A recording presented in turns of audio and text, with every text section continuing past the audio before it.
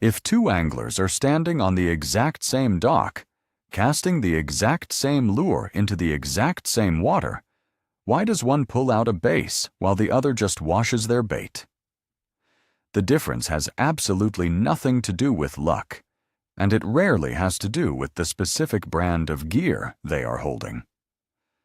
Bass positioning around man-made structures is dictated by microcurrents and shade lines that shift by the minute, meaning the actual feeding zone moves even when the dock itself remains perfectly still.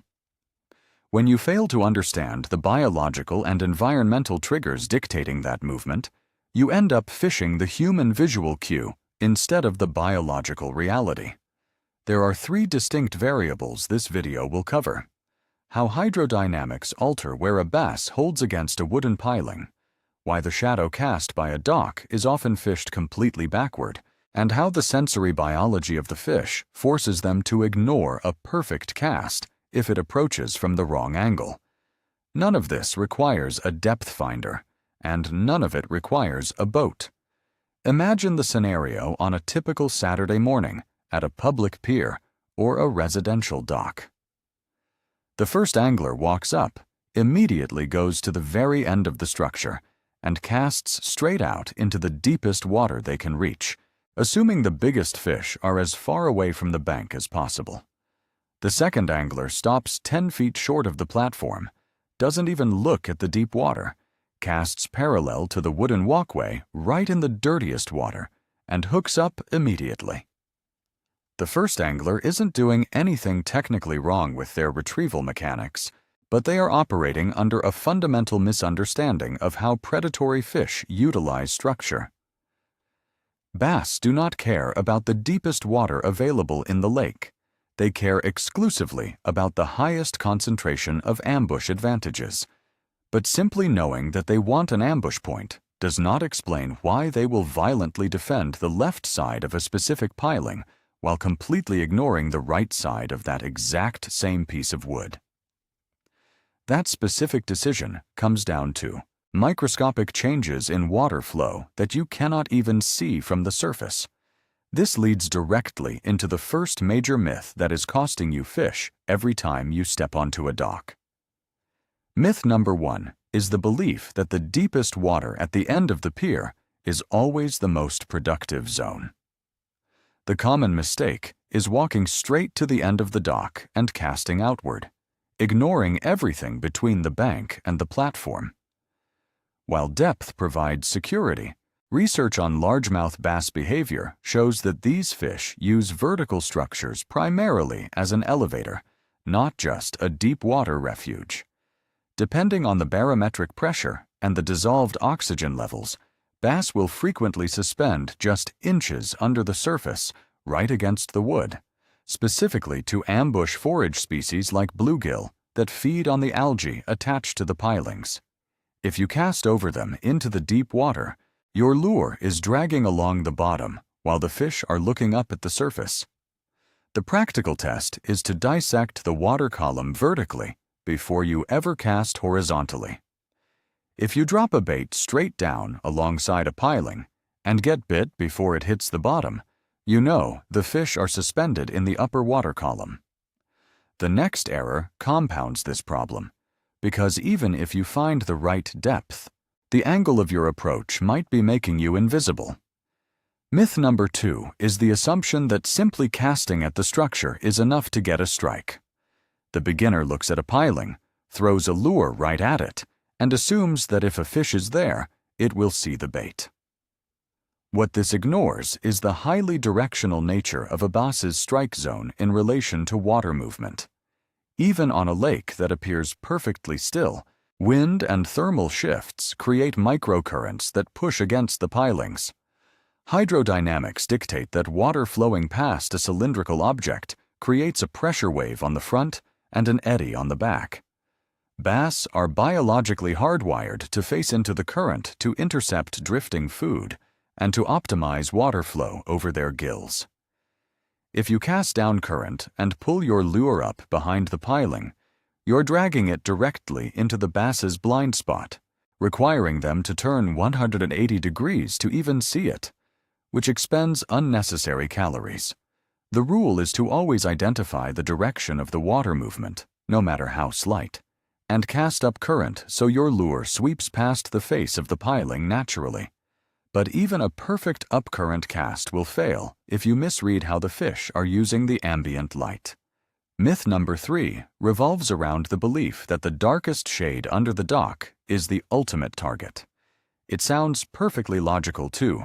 Pitch your bait as far back into the darkest, coolest water under the platform as possible. The physiological reality of a bass's eye tells a completely different story. Bass do not have eyelids, and their pupillary response to light changes is incredibly slow compared to mammals, meaning they rely on heavy shade to protect their vision from harsh sunlight. However, they do not sit deep in the darkness to feed. They use the shade line, the exact edge where the shadow meets the sunlight, as an ambush boundary. They hold on the dark side of that line, looking out into the illuminated water, because the bright sunlight highlights the silhouette of any approaching bait fish. If you cast deep into the shadow, your lure has already crossed the boundary they are actively monitoring. The lure essentially materializes out of the darkness behind them, completely missing the window they were watching. Your first cast should always run perfectly parallel to the shade line, keeping the bait in the illuminated water just inches from the darkness. This edge-oriented behavior leads to the next misunderstanding about the physical materials making up the structure itself. Myth number 4 is the traditional belief that old, rotting wooden docks are always inherently better than newer metal or floating docks. The novice angler will walk past 3 modern aluminum docks just to fish one broken-down wooden pier, assuming the wood holds more natural life. While it is true that wood holds algae which attracts smaller bait fish, this ignores the thermal dynamics of different materials in the water. In the early spring or late fall, when water temperatures drop, metal pilings absorb solar radiation significantly faster than water or wood. This creates a microthermocline, a tiny zone of warmer water immediately surrounding the metal post. Because bass are poikilothermic, meaning their body temperature is regulated by their environment, even a 1-degree increase in water temperature can drastically accelerate their metabolism and push them into a feeding state. If you are fishing cold water, bypassing metal structures means you're walking right past the most active fish in the area. You must test the thermal conductivity of the structure by fishing the sun-baked side of a metal piling before you default to the old wooden ones. Once you understand the material, you still have to deal with the physical architecture of the dock under the surface. Myth number 5 is the idea that all pilings on a dock should be fished equally with the same amount of effort. Anglers will often systematically cast to every single vertical post, spending 10 minutes on a dock when only one specific spot actually held potential. What separates a productive piling from empty wood is horizontal complexity. Biologists tracking tagged bass have noted that fish will abandon a smooth, single vertical post in favor of any piling that features underwater cross-bracing or horizontal support beams. A single vertical post only offers one plane of ambush, whereas a horizontal cross-brace creates a ceiling. Bass will pin bait fish against the surface of the water, but they will also pin them against the underside of a horizontal beam. If a dock has 20 posts, but only 2 of them have diagonal braces running underwater, those 2 posts will hold 80% of the fish.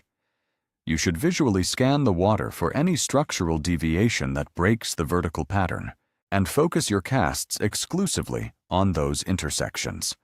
But finding the intersection doesn't guarantee a bite if your retrieval speed contradicts the bass's energy state.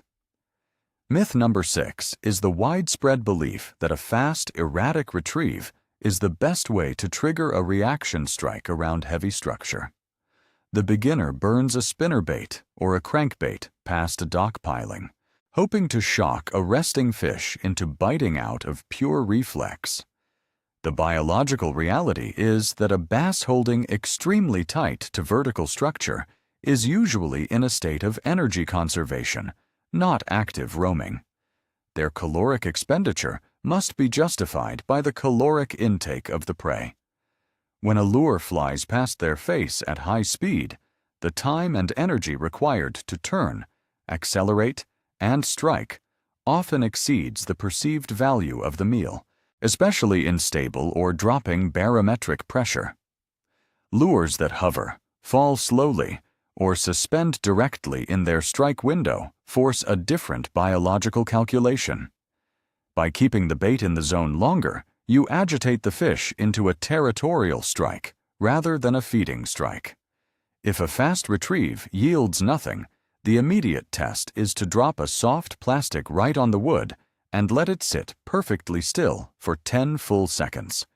If they still refuse to bite, it might not be the speed, but the lack of physical contact with the environment. Myth number 7 is the cautious assumption that bumping your lure into the piling will spook the fish away. Many anglers pride themselves on their accuracy, casting mere inches from the wood and bringing the lure back smoothly without ever touching the structure. This completely ignores the primary function of the base's lateral line system. The lateral line is a series of mechanoreceptors called neuromasts, running down the side of the fish, designed to detect low-frequency vibrations and water displacement. A bait fish swimming smoothly in a straight line registers as normal background noise. A bait fish that careens into a wooden post, deflects erratically, and struggles to right itself sends out a highly irregular vibration pattern that immediately signals vulnerability. When you intentionally crash your lure into the piling and let it flutter down, you're weaponizing the bass's lateral line against it. You're no longer relying on their vision. You're triggering an involuntary predatory response based on the sound of an injured prey item. The rule is simple. If you're not physically making contact with the dock, you're not fishing the dock to its full potential. This physical contact naturally brings up the geometry of how you present the lure. Myth number 8 is the idea that you must cast underneath the dock from the front to reach the best fish. Anglers will stand perfectly perpendicular to the front of the pier and try to skip their baits deep into the shadows, often snagging ropes and crossbeams. While skipping is a valuable skill, a perpendicular cast means your lure is only in the prime strike zone for a fraction of a second as it crosses the edge. Casting perfectly parallel to the outside edge of the dock, standing off to the side, keeps your lure in the transition zone for the entire duration of the retrieve. A parallel cast covers 3 times as much productive water as a perpendicular cast, and it allows you to maintain better line control when a heavy fish strikes. If you only have time to make one cast on a structure, it should always be the one that runs the entire length of the outside edge. But even the perfect angle will fail if the fish cannot properly silhouette your bait.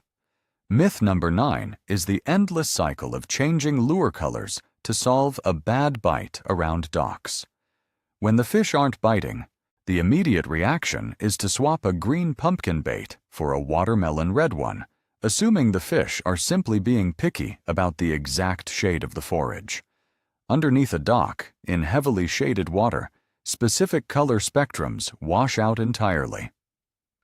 What matters far more than color is contrast and light penetration. If you're fishing a heavily shaded dock on a bright sunny day, a natural translucent color will blend into the ambient light bleeding in from the outside. A solid, opaque black or dark blue lure, however, creates a harsh, undeniable silhouette against that incoming light. The fish is not looking at the intricate paint job. They are looking at a solid shape blocking the light above them. If a natural presentation fails, the test is not to change to a different natural color, but to switch to the darkest, most opaque bait in your box to force a visual reaction. Finally, We reach the mistake that dictates how you manage the spot once you actually succeed. Myth number 10 is the assumption that once you catch a good fish off a specific piling, that spot is burned, and you should move on immediately. The beginner catches a 4-pound bass off a cross brace, makes a lot of noise landing it, and assumes every other fish in the area has fled in terror. This ignores the strict social hierarchy of predatory fish in confined environments. Prime feeding stations, the spots with the perfect current break, the optimal shade line, and the best ambush angle are highly contested real estate.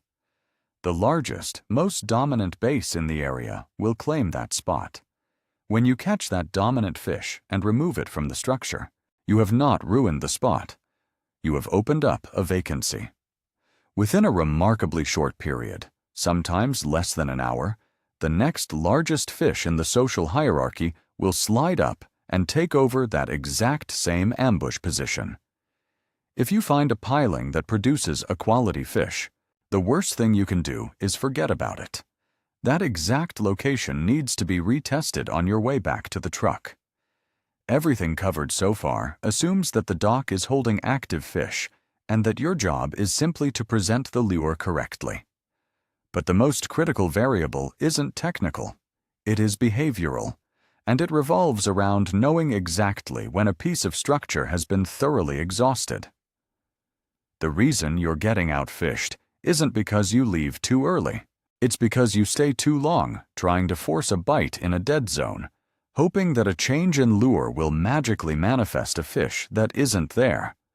You do not leave a dock based on how many minutes you have been standing there. You leave a dock only after you have tested the vertical water column, pulled a bait up current past the prime cross brace, and run a parallel cast down the sunlit edge of the shadow line without a sensory response. Once those 3 specific criteria have been met, you have asked the structure every biological question that matters, and any further time spent there is just wasted daylight.